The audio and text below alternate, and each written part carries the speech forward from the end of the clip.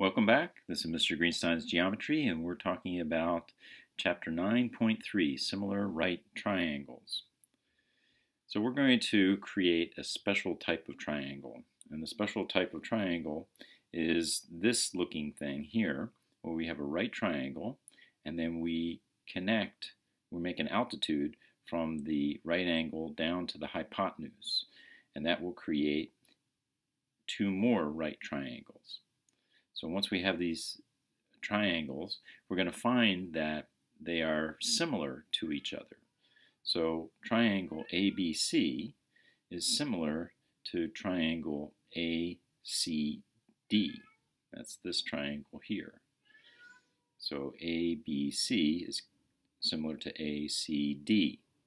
And it's also similar to CBD. So those are the three triangles, and they're all similar. That means all the angles are going to be congruent, and their sides are going to be proportional. This is a special triangle that we're working with.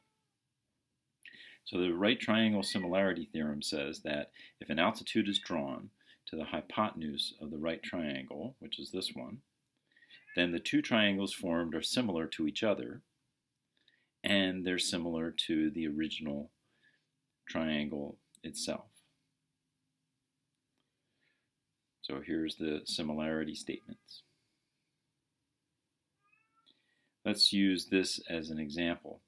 We have our special triangle, so we have a right triangle RTS, and then we take and draw an altitude from the right angle to the hypotenuse. And when we do that, we split it into two more triangles that are congruent. So if we want to say that which are congruent, we can say that triangle RST is not congruent but similar to triangle RTU. And we can see that because the angle R here and R here is the same angle between the two different triangles, the big triangle and the smaller triangle here. So that one is the same. And then the right angle on the big triangle is T, so that's here. In the smaller triangle, the right angle is U, here. And then the only other thing that's left is the S and the T. So we just plug those in the middle. This is also similar to triangle TSU. And we can see TSU is similar to the larger triangle because the S is the same angle between this triangle here and the big triangle here. So it shares that S. And then the right angle of the small triangle is U, and the right angle of the big triangle is T. So we have T here and we have U here.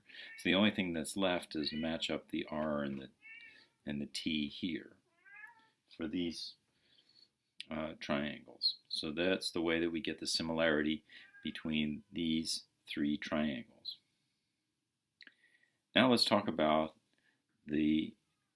some arithmetic means. And we're going to be doing that because this special triangle gives us a relationship that we're going to be learning about in a moment. So the arithmetic mean between two numbers R and S is just taking the average. That's all we're doing. It's the same thing as when you're trying to calculate your grades. So if I want to take the arithmetic mean between 12 and 24, then I just add them together and divide by 2. So the arithmetic mean is going to be right in the middle, or 18. The geometric mean is something new. Geometric mean of x means that when I have these two numbers R and S, it must satisfy this proportion. So geometric mean is a proportion. That means that x over R is equal to S over x. Another way of saying that, if we cross multiply, then we get x squared equals r times s. Or if we take the square root, x is equal to the square root of r and s. So the geometric mean of r and s is just taking the two numbers, multiply them together, and then take the square root, and that's how you get the geometric mean. Let's do that with our numbers 12 and 24. So 12 and 24, we put that in here for our r and our s, and then we multiply, cross multiply, and then we take the square root, and we get 12 root 2, or 16.97. That kind of begs the question, is the geometric mean between the two numbers greater or less than the arithmetic mean? Well, you can see here that this number is clearly less than 18, which is the arithmetic mean. Is that always going to be the case? And we'll leave that to you. This is just part 1, so we're going to have part 2 coming up next, and we'll discuss this in class.